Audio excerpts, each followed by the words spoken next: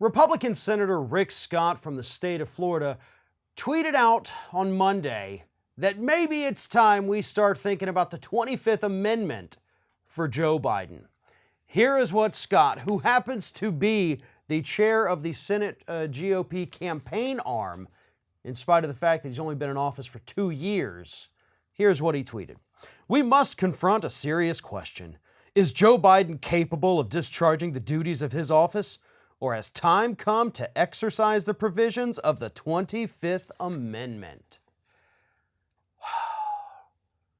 Similarly, Marjorie Taylor Greene, in an interview with Steve Bannon over the weekend, said that she is already having her staff draft up articles of impeachment over Biden's Afghanistan decision. And that, of course, is what Rick Scott is referring to as well.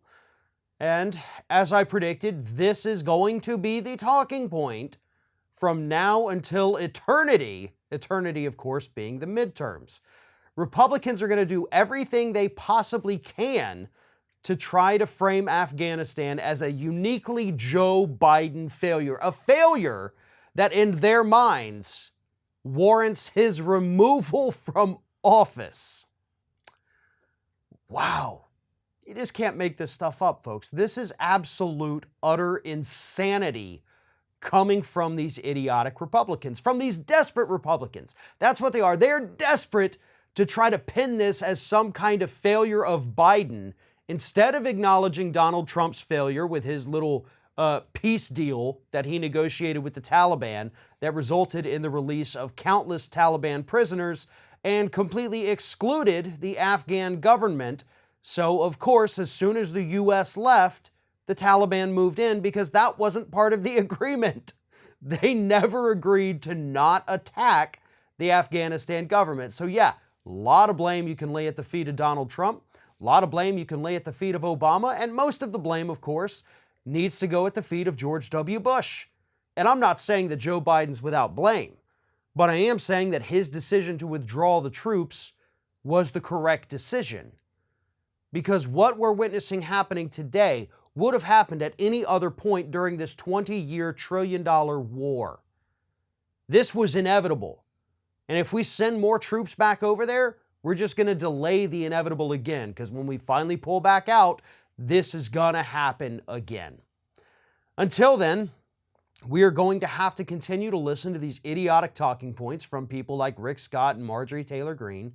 They're going to continue to push the fact that Biden is incapable of keeping the United States safe.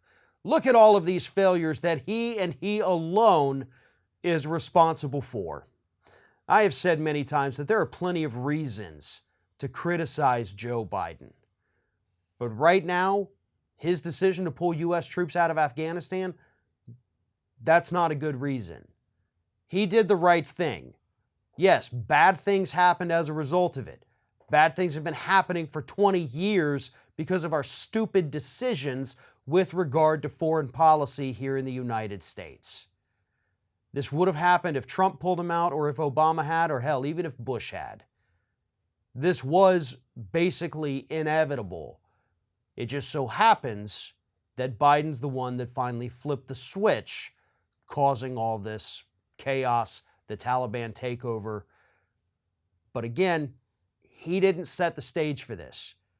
He went along with it, sure, during the Obama administration, but we needed to get our troops out of there. And that is not something you can remove him from office for doing.